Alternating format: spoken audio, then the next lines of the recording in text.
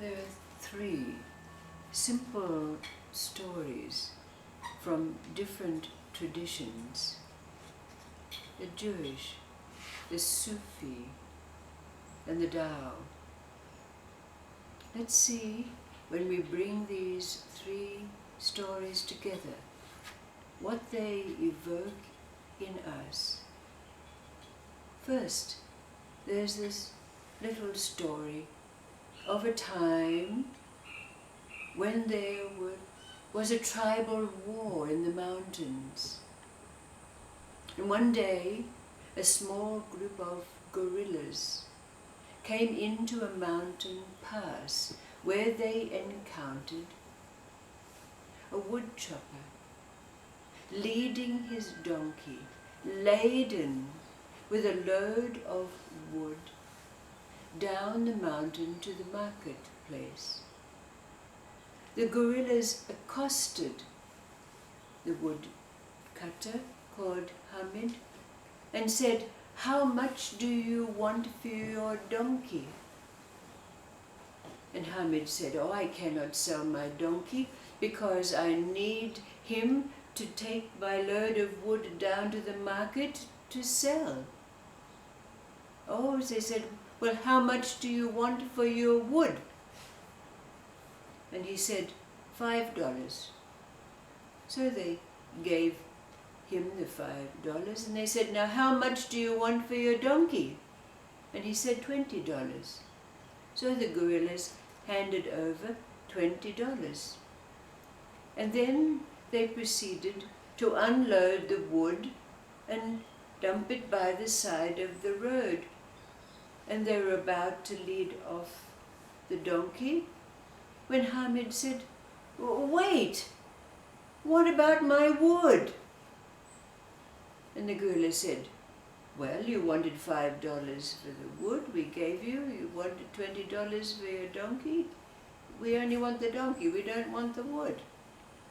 And they went off, leading the donkey down the road, leaving Hamid standing there by the pile of wood, scratching his head, thinking, "What about my wood? It took me weeks and weeks to chop and saw this wood." And then the second story is about that king who had a son, a prince, who they adored. He was their only son. He was handsome and intelligent, and from the earliest age they had him tutored in the ways of the court and the laws of state. He was also trained in the way of warfare, and when he was of an age, he went out with his father into the battlefield, and they won many campaigns. But then, after one particularly long siege, the prince began to act very strangely. He took off all his clothes and he began to crow like a rooster. And he would only eat corn from the floor of the kitchen of the palace. Well, of course, his parents, the king and queen, were very distressed. They called in physicians and soothsayers and all kinds of people, but nobody was able to cure the prince of what seemed to be this ailment. So finally, all they could do was lock him up in a room. Then one day, an old man wearing the patchwork cloak of the dervish came along and he said, "I can cure your son of his malady. Just leave me with him for 7 days." Well, the king and queen had tried everything and they didn't hold out much hope that this strange-looking fellow in patchwork robe was going to be able to do anything. But they opened the locked door and let him in with their son, the prince, who was sitting naked on the floor, pecking away and crowing from time to time. Well, immediately the old dervish stripped off all his clothes and sat down on the floor with the prince. And the prince said, "Oh, who are you?" And the dervish said, "Oh, I'm a rooster too." The prince said, "Oh, I'm so glad to see you. It was getting a bit lonely here by myself." So they got to cohabiting and pecking around, eating the corn off the floor. And the next day, the dervish stood up and started to walk around. And so the prince followed him because, of course, the prince, he'd won the prince's confidence. He felt quite happy in his company, so he stood up and walked around like the dervish did. And the next day, food was brought in, and the dervish sat down at the table and began to eat. He was eating with his hands, and the prince followed. And then the next day, the implements were bought, and they began to use influence. And after a couple of days, they were even able to discuss affairs of state. And then, after a few more days, the prince said, "Roosters don't do this." The dervish said, "Roosters can be human." And he said, "Being a rooster is a very dangerous life." He said, "It's much, much better to pretend that you're a human." So this is what the prince did. And he was able to come out and complete his duties as a prince, and in due course he took over his kingdom and was a very good and fair and knowledgeable and wise king. And the last Taoist story is about this man called Wen Li. Had a very prosperous business. He was a merchant, family that he kept very well. But then his family noticed he started to do very strange things. He'd go out on an errand and he'd lose his way back. Everybody knew him, so they'd lead him back to the house. And then he'd come into a room and he'd forget what he was in there for. And then sometimes he'd even forget how to sit down.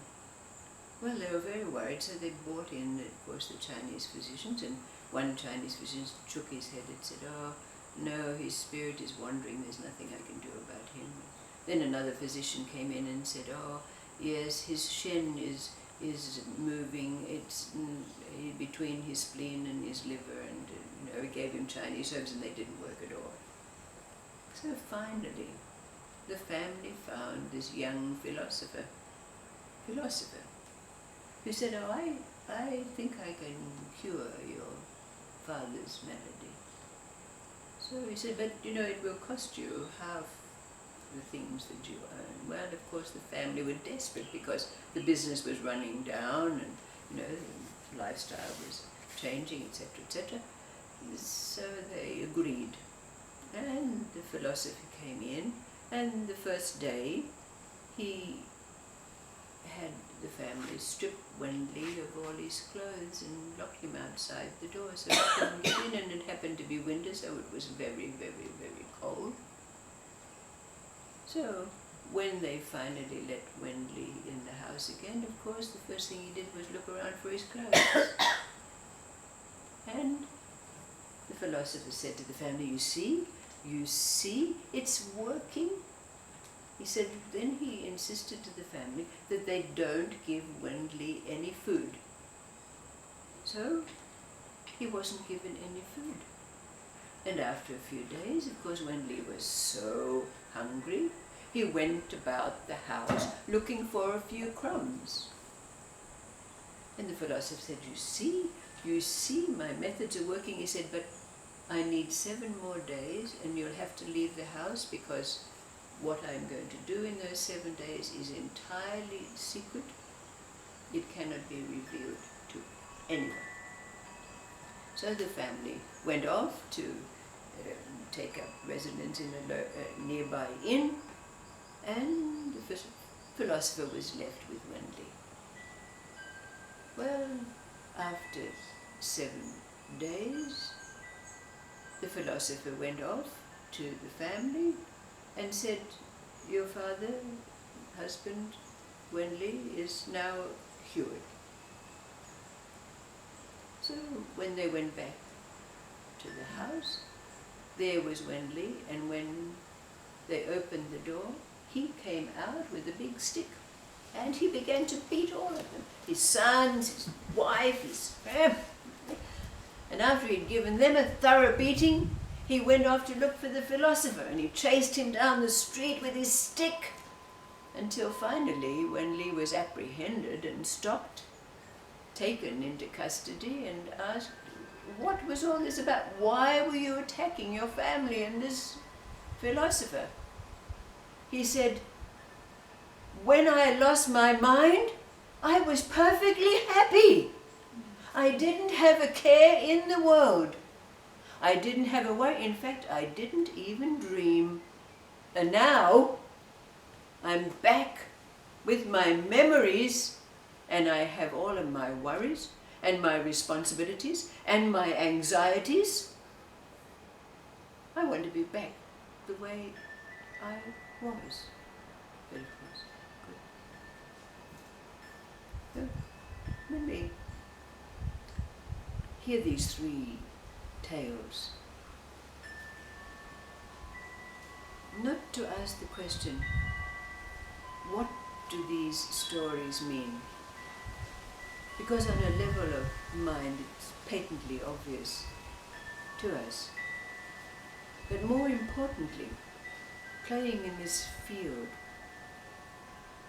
what do they evoke as a response in you? What is it that arises out of these simple tales as an awareness, a realization, or even just a thought? Knowing the way of input, going into this space where in meditation we are in the place of stillness, where the three levels of mind have merged, and whatever it is that is brought in as a perception goes in and inevitably brings forth a response, a thought, an action, awareness. What is it that arises out of these three tales for you?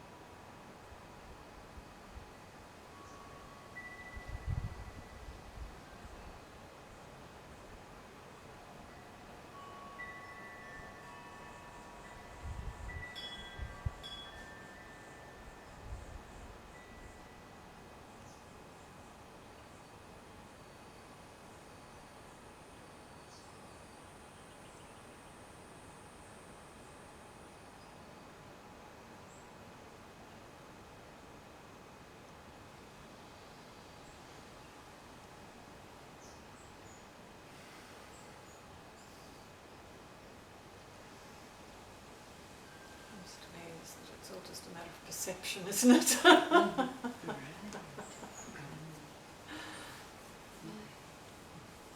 Like, just try to come from here, and so it just maybe doesn't make sense. My words to myself, it's like Alpha and Omega. It's like I have the feeling or the vision of a circle, like it closes where it started.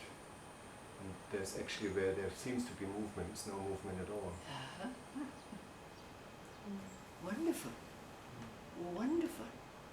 That's what it's about, isn't it?